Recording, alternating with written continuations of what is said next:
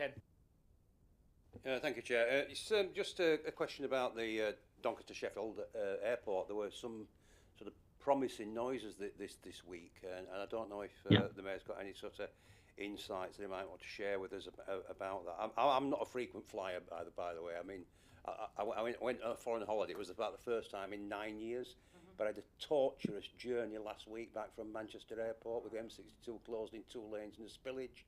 And the connectivity we've got there with the 1930s road, Trans-Pennine Express can cancel up to 25% of the services on the day. It's very difficult that we don't have a regional airport for not only for the bucket and spade trade but also for business and international commerce, etc. So are you able to use your good officers to help get those services restored there and assist Doncaster?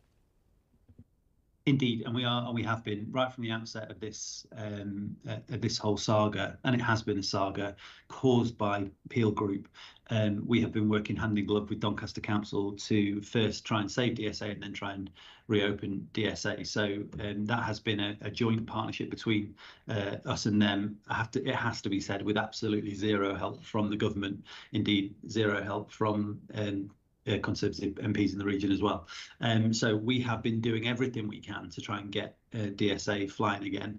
I'm not a frequent flyer either, but if you look at the satisfaction statistics from the airports across the UK, Doncaster Sheffield Airport was #1, I think, 4 years in a row, because people value that airport so highly and just did such a good job.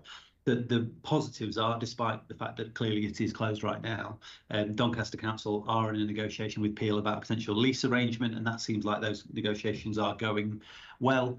There is the fallback position of a CPO, a compulsory purchase order, should the lease agreement not take shape. And Doncaster Council are progressing with that at the same time. They've got a whole team working on that. And then through the combined authority, through our gain share arrangements, we have committed to supporting the financial monies available to Doncaster in order to be able to reopen DSA as and when any agreement is reached. So we put the money there ready to be available for Doncaster Council in order to work with a private provider and then get the airport back open and running. I've said from the beginning, the best people to run airports are the private sector. If you look at what's happened up in the northeast at Tees Valley, the mayor up there, Ben Houchin, has spent an inordinate amount of their resources, I think going on for £100 million plus on propping up that airport. It's a smaller airport than Doncaster, and yet has required a huge amount of funding.